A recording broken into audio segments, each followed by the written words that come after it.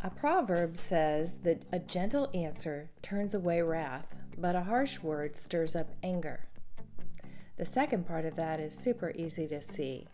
If I come on strong with what I want to say, it may very well cause the person listening to stop listening, get defensive, or make them mad. It could be all three. All the things I talk about are designed to help us remember what is our responsibility and what isn't. The way we approach someone or respond to someone is always in our own wheelhouse. No one else can control that. We ultimately have zero control over how someone responds to us, but our chances of getting a good response go way up if we keep things gentle. We have to have self-control, and that isn't always easy. But if we practice it, we improve and outcomes get better. Hi, I'm Dr. Lisa Ryan, and I welcome you to this brief talk. If you tuned in at all, you are a seeker of higher ground, and I like you already. Let's see if we can uncover some tips on today's topic and move a little bit closer to who we want to be. Marriage researchers John and Julie Gottman talk about the 4 horsemen of the apocalypse. The 4 horsemen are ways we can habitually choose to communicate in a relationship. They are the opposite of productive, hence apocalyptic. Today, we'll just talk about one of them, criticism. That's criticizing a person. Fixing this is easier than what we'll talk about in a minute, so let's try to consider this part the super fun part. When we have a complaint about something, it's easy to turn it into a criticism of a person. For instance, we don't like the way our boss corrects us. So instead of focusing on the behavior, we focus on the person and say stuff like, he's a jerk, or worse. When we say this to someone else, it accomplishes nothing but gossiping about our boss. Comments like, he's a jerk, are so global. They aren't fair, they aren't even meaningful because they are so non-specific. How would a boss who heard your comment even go about fixing being a jerk? What if instead we said to our boss, not someone else, I would like it better if when I do something you don't like, you would talk to me calmly or ask me why I did something the way I did. Hopefully it's clear that the first way stirs up anger in ourselves and maybe others, whereas the second approach offers some real hope. At the very least, that specific kind approach keeps us from being the one being responsible for making things worse. I don't want to be the jerk, whatever that derogatory term really means, who expressed myself to the wrong person and gave my boss no chance of doing better or even knowing I had a problem. If we are polite and humble in approaching someone, usually they will respond well. I can think of times when I've called people out and they didn't even realize how they were coming across. Those communications went well, but the reason they went well is largely because of my approach. I was respectful and polite, yet I let my thoughts be known. In 2 instances I can think of, one person was super nice to me after our talk, had no idea he had said what he said, and asked me why I didn't call him on it sooner. And the other one baked things for me and brought me samples and was also very nice. Neither of them ever did the same thing again.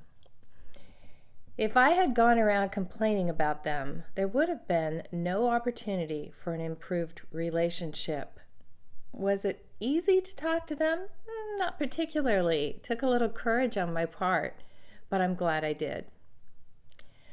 None of us likes to be criticized. We like to know what the problem is and have it expressed to us in a considerate and gentle way.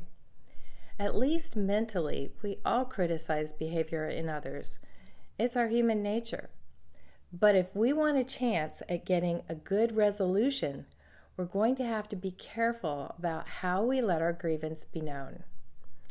The same issue can be communicated in an offensive way, a fairly neutral way, or an inviting way.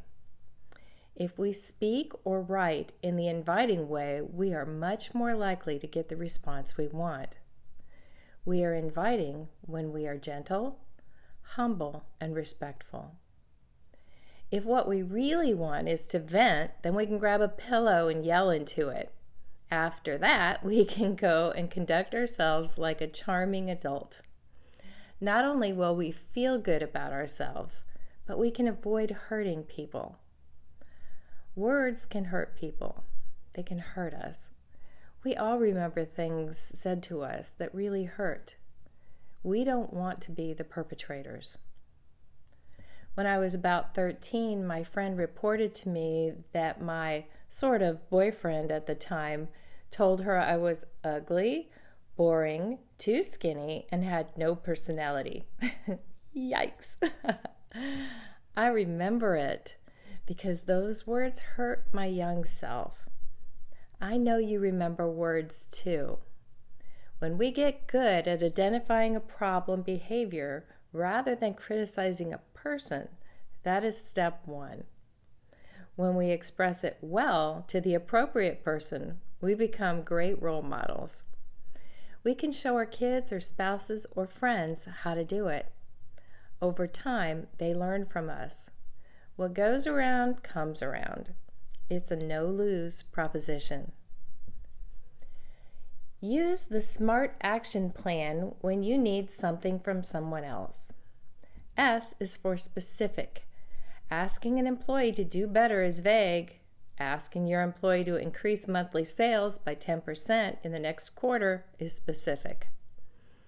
M is for measurable. If your child is a student and needs to raise her grade by an average of 10%, tests can be averaged and there is no mystery. A is for achievable. It means that what you're asking for is attainable with the given time frame and resources. When I was a very young wife, I thought that if my husband loved me, he should know what I wanted and needed. I did. Well, good luck with that. It would never have been achievable on his part. He didn't read minds. I now tell my husband that women are a mystery and that it's a woman's prerogative to change her mind. But I also spell it out if I want something. R is for relevant. Make sure that what you're communicating is truly relevant to the actual purpose of your communication. In other words, if you're mad at your husband because he came home so late and didn't call, getting all upset about leaving clothes around the house isn't the real issue. Make sure that what you're saying is what you really want to be saying. T is for timed. If a nurse is trying to get a patient back on their feet and able to walk down the hall, they could tell the patient that the goal is to be able to walk 20 steps in 20 seconds. Being specific is very helpful. I've said a lot here. If you incorporate these ideas into your communications, you will do a better job. Some of us are fairly good at communicating what we want and need. If that's the case, or if you think you need a lot of help, then either way, tell yourself that every improvement you make is still something to celebrate. It's good to look at what we didn't do well in a communication, even if we're overall pretty good. That way, we can plan to do better next time. But if part of it was better, then we need to notice that too and tell ourselves we're doing a great job. Baby steps. It's so important that we always encourage ourselves along the path. We will never arrive at a moment where we can sit back and say, "Oh, wow, my communications are perfect now." But we can arrive at a place where we know we have improved our skills. At that point, we will undoubtedly see improved results. We aren't responsible for other people, but we are responsible for ourselves. If I do a beautiful job communicating something and the other guy is ugly back to me, I still get to sleep well and know that I did my best. Okay, so that's all for the easy part. Now we're going to talk about the hard part. The hard part is being on the end of receiving a really poor communication. Let's say somebody yells at us. How easy is it to turn around and give a gentle response? It's not very easy, but it's possible to learn to do this. When we can keep our wits about us and respond in a mature and kind way, the other person's words will hit what I like to call a brick wall. I don't mean that we don't hear the words. I mean that we don't let them penetrate us and then turn us around and be just as ugly, not even inside. So here's another scripture. It says, "A kind word turns away wrath." Is that true? Well, it certainly doesn't make things worse. It doesn't add fuel to the fire. It's surprising when a person responds with kindness to something that wasn't delivered in a very kind way. It's solid and powerful. It takes a lot of maturity and empowered thinking to be able to do this.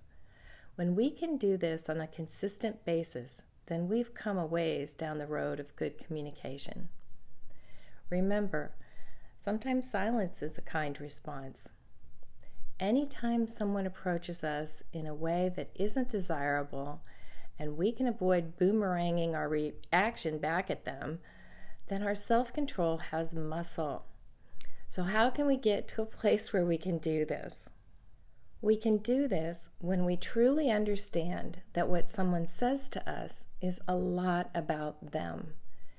If we don't have great self-love, then the words of others become more powerful.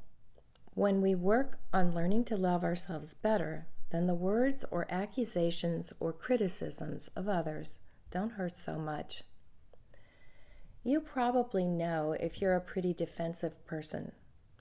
This means that when someone criticizes you, it's hard for you to really look at what's being said. Instead, you defend, you react. When I was younger, this was a big problem for me. I felt defensive right away if anyone was criticizing anything about my behavior, but inside I took whatever was said to me to heart. Here's the thing about that. The impressions of other people may be legitimate, but sometimes they aren't. Sometimes they're right, and sometimes they're wrong. Ideally, when somebody says something unpleasant to us, we should take a minute and think about what they've said. And if there is truth in it, we should acknowledge it. If we think they are completely wrong, we can still thank somebody for telling us what they are thinking and feeling. At least they aren't being false with us and saying it behind our backs. Let's summarize. It's good to tell people gently what it is that's bothering us. It's good to respond gently. It's powerful to speak gently. People listen to us more when we speak gently. Gentle is good. Wives, girlfriends, females, we are usually the ones to bring up complaints in a relationship. The concern may be perfectly legitimate and it may need to be talked about. Because it's usually us starting off a communication, we need to be very careful about how we do that. Kid gloves are in order. No one wants to listen to a loud, grouchy, angry person. Let's make sure this isn't us. Women and men, let's show each other and our kids how it's done. Let's keep the conversation cool and get our points across. Thanks for listening. I know this stuff, but I need reminders too. If you know someone else who might benefit, please pass this video forward. Anyone with a heart to grow and be better is A-okay in my book, and that is you. Go have a calm and effective conversation. You'll love it, and you might just get what you're looking for.